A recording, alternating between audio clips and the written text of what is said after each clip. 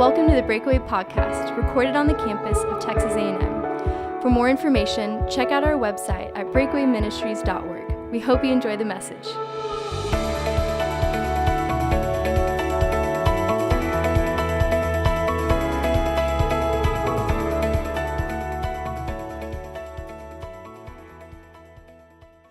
Well, one thing I've learned over the years is that I love to quote movies. Like, it's one of those things where movie quotes will weave their way into normal conversation for me, and it really started back in college. For example, when I was in college, the most popular movie for my group of friends was a movie called Dumb and Dumber.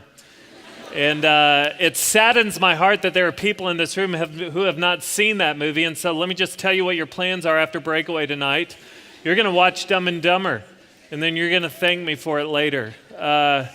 But for example, I could run into a group of friends on campus just walking in between classes, and if there was ever a lull in the conversation, then someone might inevitably go, "Big gulp, say, well, see you later," and then they would just start walking. That's a quote from Dumb and Dumber. Clearly you haven't seen it, and that's your problem. That's on you.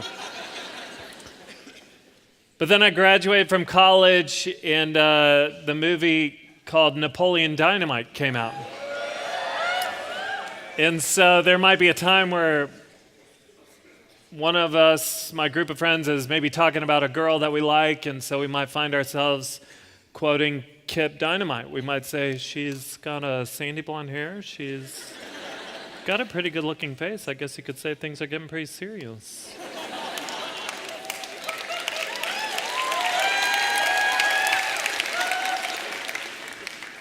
I'm just kind of getting T.O.'d though. She still hasn't sent me a full body shot. All right, so there's that. So then Napoleon Dynamite died out, and kind of now that one of the main things I do is I stand on a stage and speak to people. One of the movies that has constantly found its way into my messages is the movie Braveheart, all right? And the second breakaway of the fall semester, I shared a quote from the movie Braveheart. And so right now, the second breakaway of the spring semester, I want to share with you the same quote. We're just going to make it a tradition. The second breakaway of every semester, you are going to hear this quote. And the reason I want to share it with you tonight is that this quote has everything to do with what we are talking about in the book of Ecclesiastes. There's this meaningful moment in Braveheart when William Wallace declares this. He says, "Every man dies, not every man really lives." Let me just say it for you one more time. Be sure you process it. He says, "Every man dies, not every man really lives." And I think it's a fascinating quote because in this quote, what William Wallace is suggesting is that dying is inevitable, but living is not. And the reason that quote will kind of hit home for many of us is because every single one of us, no matter who you are after the same thing. Every single one of us is ambitiously searching for satisfaction and fulfillment. This isn't a spiritual matter. That's not what I'm talking about. I'm just talking about reality. The reality for every single person in this room is that you are searching for satisfaction and fulfillment. That's what your soul longs for. No one here aims for mediocrity. No one here is content with just existing. We all long for, search for satisfaction and fulfillment. But what this quote prompts us to do is it prompts us to clarify where we must look to find satisfaction and fulfillment. Because if William Wallace is correct, then many of us will go through life seeking to be full. And in the end, we will find life to be frustratingly empty. See, it matters where you look to find satisfaction and fulfillment. The reality is that there are actually only two places that you can look for satisfaction and fulfillment. And one of those places will leave you frustratingly empty. And one of those places will get you to where you want to be, satisfied and fulfilled. The great news is that the book of Ecclesiastes, which for many of you, the book of Ecclesiastes isn't even on your radar. But in my opinion, there is no book in the Bible that is more applicable to the life of a college student than the book of Ecclesiastes. That's why I want to encourage you to be here at Breakaway every Tuesday night, because the truth you're going to hear from this book will hit you right where you are right now. But the beauty of this book is that it helps us navigate our way to the place where we want to be, satisfied and fulfilled. So if you have a Bible, I want you to turn with me to the book of Ecclesiastes. If you don't have a Bible, that is okay. We're going to show all the verses on the screen. But if you do have a Bible, turn with me. Ecclesiastes chapter 2.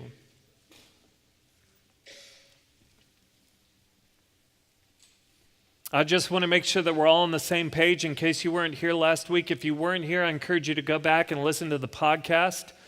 But the author of Ecclesiastes is most likely King Solomon. And the great thing about King Solomon is that he was relentless in his search for satisfaction and fulfillment. He was a guy who abhorred the idea of a mediocre existence. And so what he did was he conducted an experiment in which he scrutinized everything under the sun, looking for satisfaction and fulfillment. Why? Because he didn't want to get to the end of his life and realize that he had actually been robbed of what he truly wanted. And so Ecclesiastes chapter 2 is really known as Solomon's grand experiment. And I told you, in this experiment, he kind of scrutinizes and tests everything under the sun, looking for satisfaction and fulfillment. Now, the wording that I just used is very important because I use the phrase under the sun. That's not my original phrase. That's actually Solomon's phrase. It shows up in the book roughly 29 times. And the reason that this phrase is so important is because Solomon is sharing with us the scope of his experiment. He's defining the parameters of where he's looking for satisfaction and fulfillment. I told you that there's only two places you can look for satisfaction and fulfillment. Under the sun is one of those places. Now, just think about that wording. What do you picture when you hear the words under the sun? What's it referring to? Well, it's referring to our short 60, 70, 80 years of life within the confines of this material world under the sun. It removes God from the equation.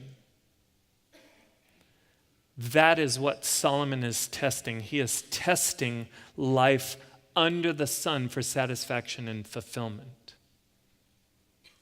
And he's going to show us three things about life under the sun. Here they are. I'll just show you the three things and then we will unpack them. The first thing he's going to show us about life under the sun is this: pleasure always demands more pleasure.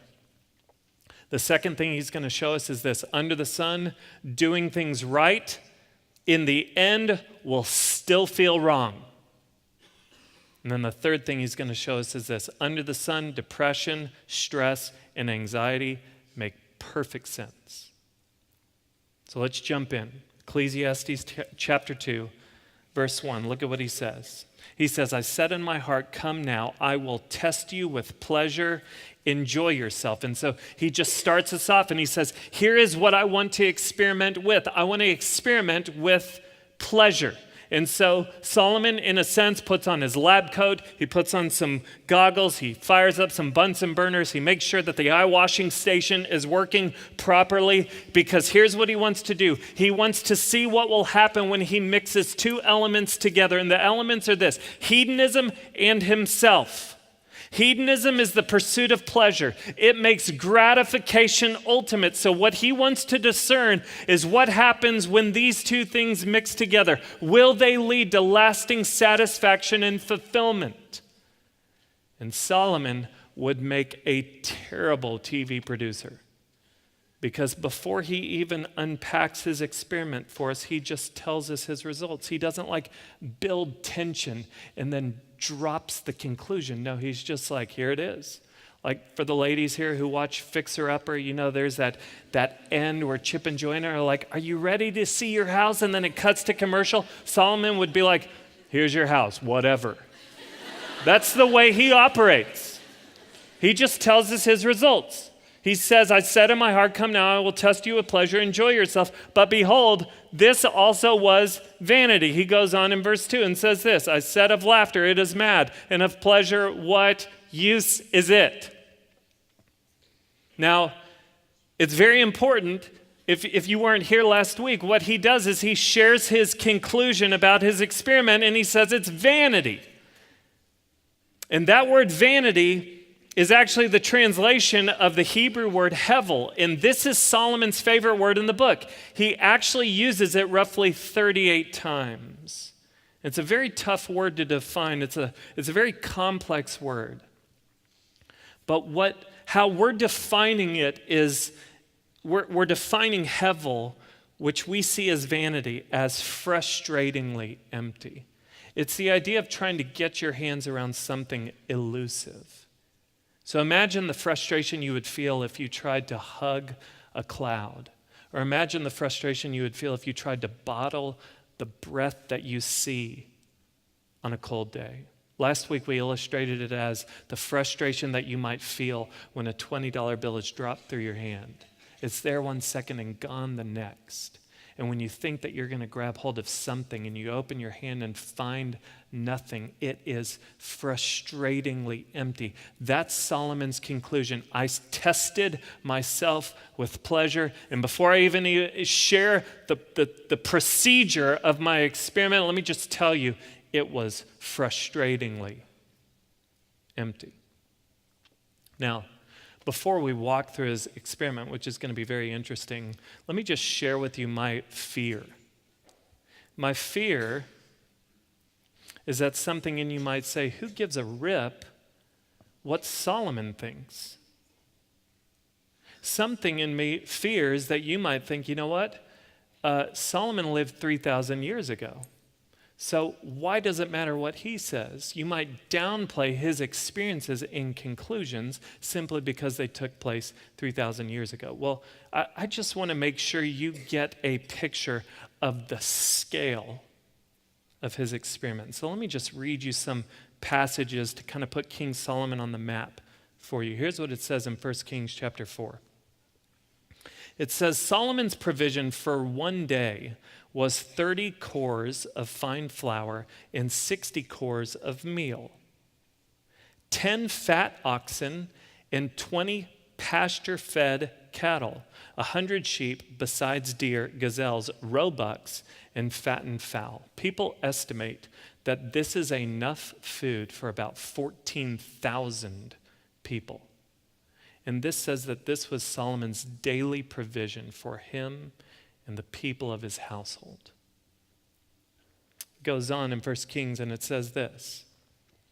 Solomon also had 40,000 stalls of horses for his chariots and 12,000 horsemen. It goes on in chapter 10 and says this. And Solomon gathered together chariots and horsemen. He had 1,400 chariots and 12,000 horsemen whom he stationed in the chariot cities and with the king in Jerusalem. So just think if Solomon was on the MTV show Cribs, which is no longer out, chariots are the equivalent of cars. He had 1,400 chariots. So just imagine 1,400 chariots laid out in front of his palace. And then I can't even get my mind around 40,000 stalls for his horses. But this is what Solomon is dealing with. And then there's this other moment in 1 Kings where the Queen of Sheba comes to visit Solomon. So just get this, royalty is coming to visit royalty. And this is the Queen of Sheba's conclusion about Solomon. She says this, and when the Queen of Sheba had seen all the wisdom of Solomon, the house that he had built, the food of his table, the seating of his officials, and the attendance of his servants, their clothing, his cupbearers, and his burnt offerings that he offered at the house of the Lord, there was no more breath in her. Royalty is speechless at the sight of Solomon's whole nother level of royalty. So if you're tempted to kind of downplay Solomon's experiences or conclusions, let me just be clear, and I say this in complete love. In all aspects of life, Solomon did it better than you. And I say that in love. And I'm talking about myself too. In all aspects of life, Solomon did it better than you ever will. Period. So let's look into his experiment. And let me just say this before we go any further. And I said this last week, but I just got to warn you, as we unpack this passage tonight, there's this tendency for it to feel very depressing. I just need you to know the goal isn't to depress you, it's actually to liberate you. It really is. It's not to depress you, it's to direct you. So don't despair. Don't get lost under the heaviness of this passage, because there will be hope. But we need to deal with the weightiness of what Solomon is saying first. So just watch his experiment, okay? It says this in verse 3. We're just going to walk through it. He's going to start with alcohol, which is a good place to start.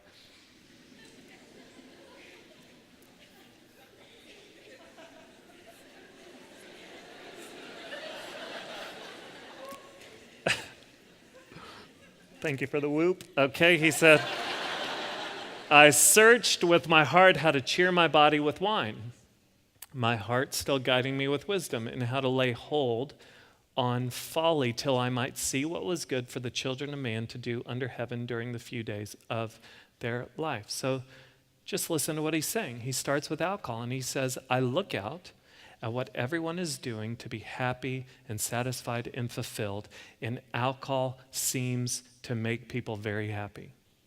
When people have enough alcohol, when they get wasted, they appear to be very, very happy. And so he starts with alcohol. And let's just draw some distinctions between the way Solomon parties and the way that you party. If you party, you bring in the cheap stuff. You stroll in with a dirty 30 of Natty Light or Keystone or some Burnett's vodka. Okay, Solomon rolls in barrels of the finest wine from his own private vineyards. When you party, you and your friends might drink out of red Solo cups. When Solomon partied with his friends, they drank out of gold-plated goblets. When you and your friends party, you play music on a playlist through some janky sound system. When Solomon partied, he had JT, Bruno Mars, and T-Swift on retainer. On retainer. For some of you, this was true of my fraternity brothers in college, their goal on Thursday, Friday, Saturday night was to get drunk and hook up. It was a successful night if they were able to hook up with one person. Solomon had 700 wives and 300 concubines always available to him. At the foundational level of all the partying was alcohol. It was. Alcohol, for some of you, is what makes the party go. If alcohol isn't present, it's really not a party. It's just a gathering. And alcohol did not satisfy or fulfill. Let me tell you why alcohol did not satisfy or fulfill. Let me tell you why alcohol will not satisfy or fulfill, even if you think that it does. The reason that alcohol does not satisfy or fulfill is because when you sober up, when you wake up the next morning, your problems are still there. Alcohol might distract you, but it doesn't satisfy you. It might distract you from your problems, but it does not resolve your problems. Alcohol did not satisfy or fulfill. And so Solomon moved from partying to possessing. Now watch how it kind of moves from here. He says this in verse 4. He said, I made great works. I built houses, plural. You see the S on the end of that? I built houses. I planted vineyards, plural, for myself. I made myself gardens, plural, and parks, plural, and I planted in them all kind of fruit trees. I made myself pools, plural, from which to water the forest of growing trees. So he's like, oh, you got a ranch with 1,000 acres? That's cute. I had a forest. I love that it says he has houses, plural. okay? The nicest houses in Highland Park in Dallas or River Oaks in Houston will take about 2 to 3 years to build. Solomon spent 13 years building his palace. That's actually 6 more years than he spent building the house of God. He had houses, plural. He moves on from there and he says this. He said, I bought male and female slaves, and I had slaves who were born in my house. Solomon got to the point where he had someone else available to do every single thing for him. He goes on and says this, I had also great possessions of herds and flocks, more than any who had been before me in Jerusalem. He, in a sense, had his own private zoo. He says this, verse 8, I also gathered for myself silver and gold and the treasure of kings and provinces. People estimate that Solomon's yearly income was about $1 billion. He says, I got singers, both men and women. So you stream a playlist off Spotify. Solomon bought the bands. He purchased bands. He said he had many concubines. We've already talked about 700 wives, 300 concubines, the delight of the sons of men. He goes on, verse 9. So I became great and surpassed all who were before me in Jerusalem. Can you imagine that? He climbed to the top of the corporate ladder. There was nowhere else to go. He had the greatest, most significant title in the entire world. There was nowhere else to go. Status, he was at the top of it. Significance, he had it. He says this, also my wisdom remained with me. And then verse 10 is really key. I don't want you to miss this. He says this, and whatever my eyes desired, I did not keep from them. I kept my heart from no pleasure, for my heart found pleasure in all my toil, and this was my reward for all of my toil. So get this. He's saying, I never said no to myself. So just think about Solomon's setup. He's the most powerful man in the world. He's the wealthiest man in the world. He has 700 wives, 300 concubines, and he never tells himself no. So that means he has the ability to make every fantasy become reality. That means Solomon was in a unique setup that if he wanted it, he got it. If he thought of it, he did it. No sexual fantasy went unfulfilled for him. There was no position or no accomplishment that was not attainable. Solomon literally had everything. And yet here's his conclusion. Again, verse 11. Then I considered all that my hands had done and the toil I had expended in doing it, and behold, all was vanity and a striving after wind, and there was nothing to be gained under the sun. Do you see what he's saying? He's saying, I had the palace, I had the women, I had the money, I had the status, I had the animals. I had everything. And in the midst of having everything, I felt like I had nothing, because the one thing that I truly wanted, which was satisfaction and fulfillment, it evaded me. Now let me just ask you, I'm just asking you to be honest right now. If you spend your life looking for life under the sun, what makes you think that your life will end up any differently than Solomon's? Solomon literally had everything. In all aspects of life, he did do life better than you could ever do it. And his conclusion was, my life was frustratingly empty. Satisfaction and fulfillment, it evaded me. What makes you think that you will somehow crack some aspect of life to get something out of it that Solomon didn't? It's not possible. And let me tell you why. You want to know why Solomon got to the end and looked back at all he had and realized in the midst of having everything, he had nothing? Here's why. And my pastor friend JP helped me see this. Pleasure always demands more pleasure. Pleasure always demands more pleasure. It does. That's why on December 25th, Christmas Day, maybe you got tons of great stuff, yet at the end of the day, you still felt sad or a little depressed. Why? Because you realized that the next Christmas was now 364 days away. You just got a ton of stuff, and something in you was sad that it's 364 days before you get a lot of more stuff. Why? because pleasure always demands more pleasure. Another great example is pornography. If you look at pornography on a regular basis, just wait and watch.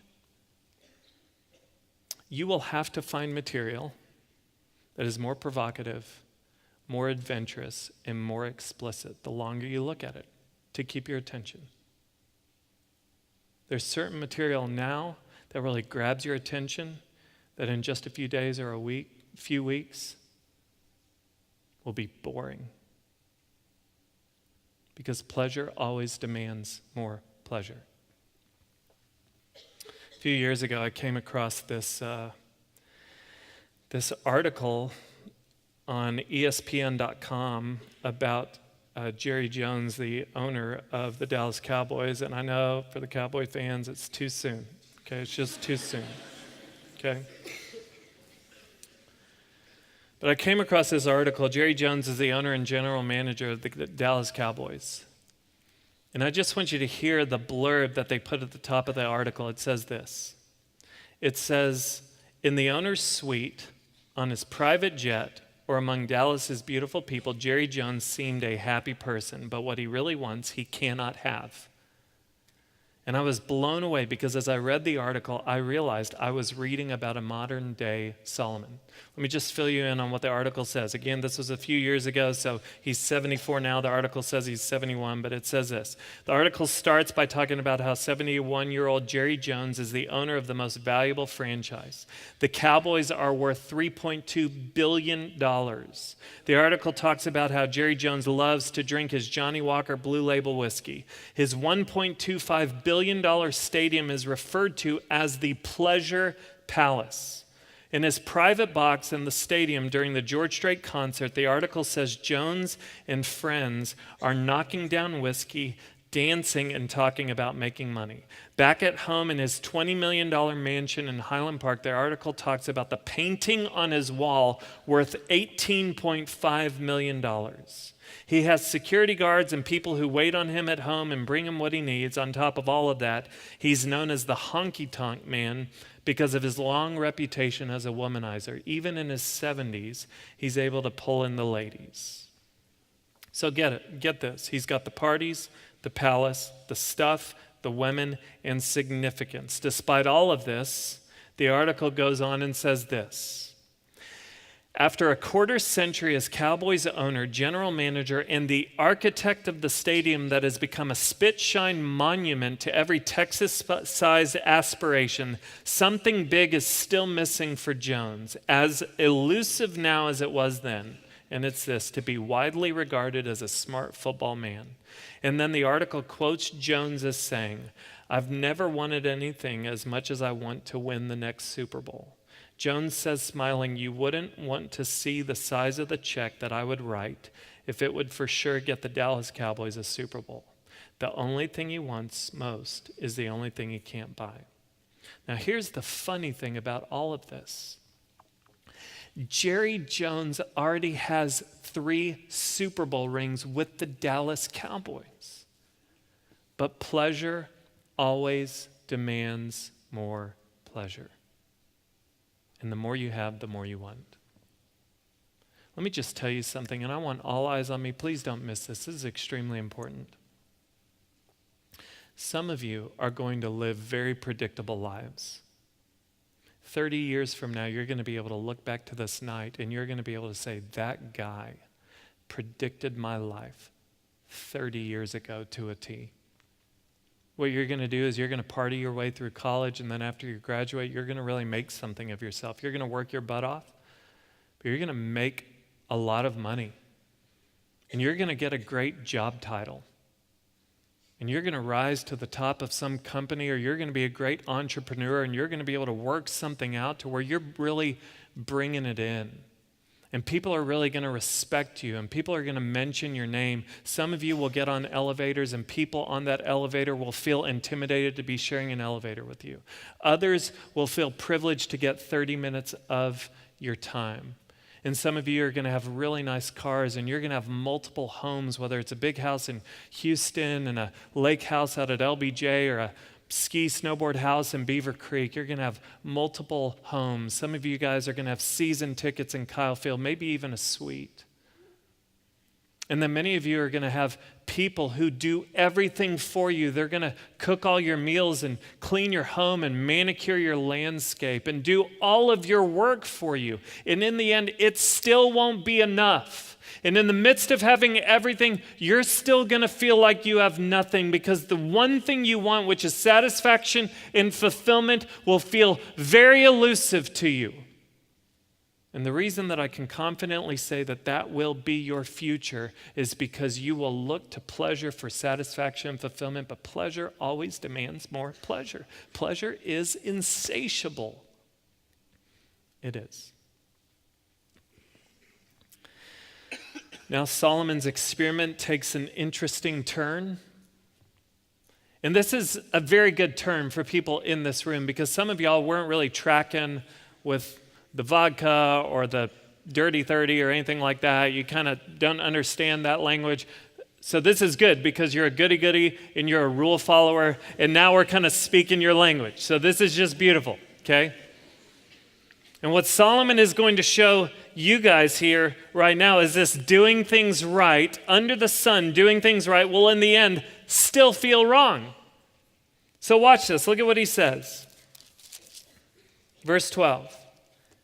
He says, "So I turned to consider wisdom in madness and folly. For what can the man do who comes after the king? Only what has already been done.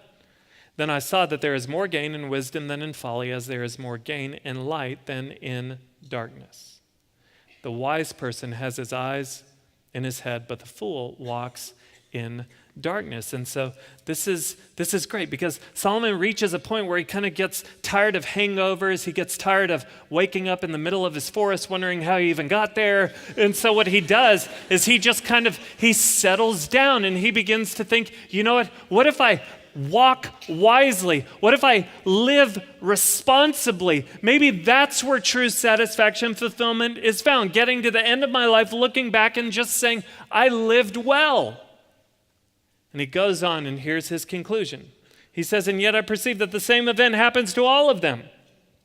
Then I said in my heart, what happens to the fool will happen to me also. Why then have I been so very wise? And I said in my heart that this also is vanity. For of the wise as of the fool there is no enduring remembrance, seeing that in the days to come all will have been long forgotten. How the wise dies just like the fool." Do you hear what he's saying? He's saying you can do life right. You can be responsible. You can live without debt. You can put money in savings. You can not sleep around. You can drink in moderation. You can go to bed early. You can eat well, exercise, and take your vitamins. But in the end, what's the point?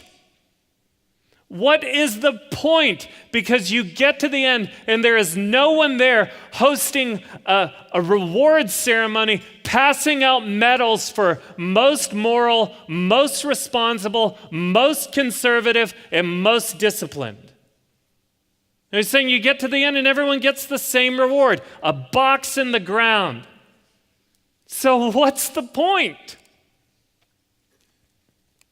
And then, as if it's not depressing enough, I mean, Solomon just continues to spiral, and now he's just kind of reflecting on his experiment. And look at what he says, verses 18 through 23.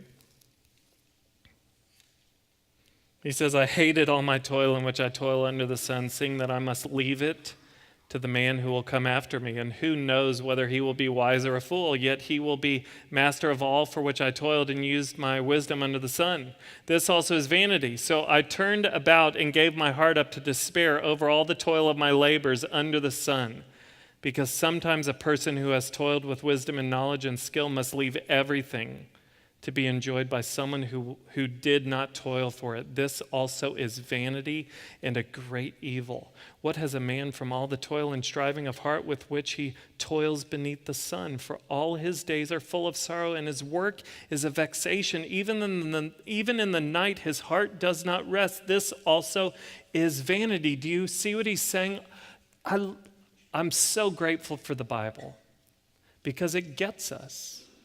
This could have been written close to 3,000 years ago, And it's still speaking to the same emotions that many people in this room feel and countless people around the world feel. What Solomon is showing here is under the sun, depression, stress, and anxiety make perfect sense. Do you see it? We see these emotions show up. It uses the words despair and sorrow. And then right there at the end, it says, even in the night, his heart does not rest. That's Solomon having a sleepless night. And it makes perfect sense. Because he's saying you work your butt off, you achieve and accumulate everything that's offered under the sun, and then you get to the departure gate of death, and you realize that there is no checked or carry-on bags allowed. You leave this life just as you entered it, empty-handed. And that's depressing after you've just spent 30, 40 years accumulating and accomplishing. And then he continues to think about it. He's like, you know what? I worked 30 to 40 years for all of this. And when I die, it just gets handed to someone else, and who knows what he or she will do with it. That which took 30 to 40 years to accumulate can be liquidated and gambled away in Vegas overnight. And that causes stress and anxiety.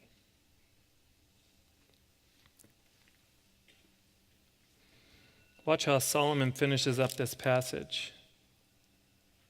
Please don't miss this. Verse 24, he says, there's nothing better for a person than that he should eat and drink and find enjoyment in his toil. Watch this. This also I saw is from the hand of God. For apart from him, who can eat and who can have enjoyment? For to the one who pleases him, God has given wisdom and knowledge and joy. But to the sinner, he has given the business of gathering and collecting only to give it to one who pleases God.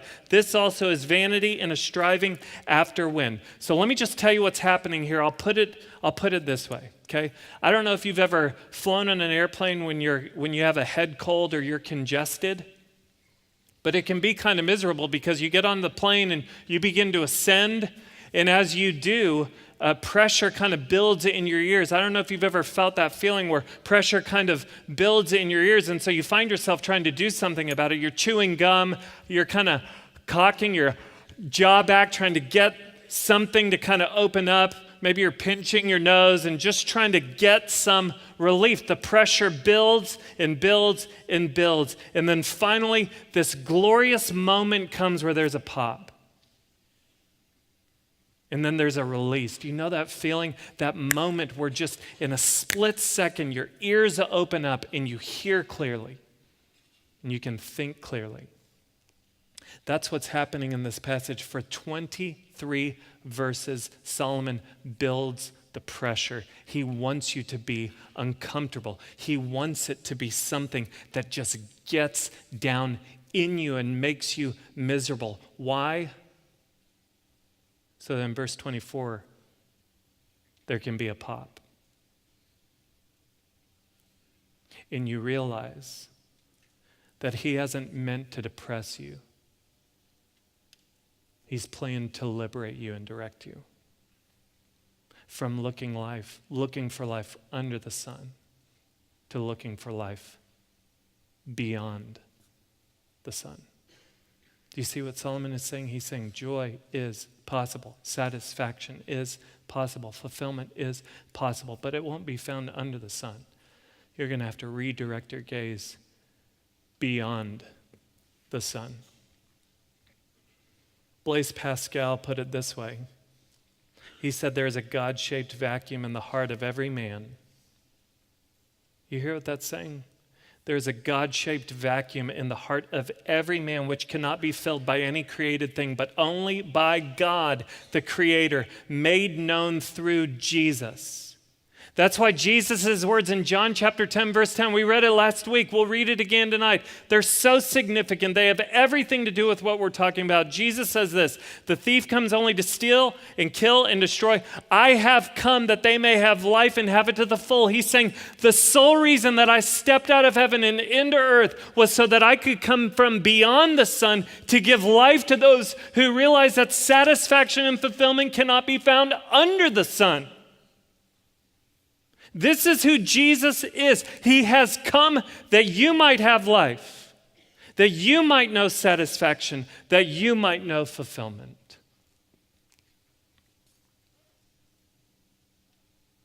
I think it's really important for us to just look at the wording in this verse. He says there is nothing better for a person in verse 24 that he should eat and drink and find enjoyment in his toil. Now watch this. He says, this also I saw is from the hand of God. Do you see what he's saying? He's saying pleasure is not a bad thing. It's actually a God thing. Joy, pleasure, that's actually a gift from God. You know what our problem is?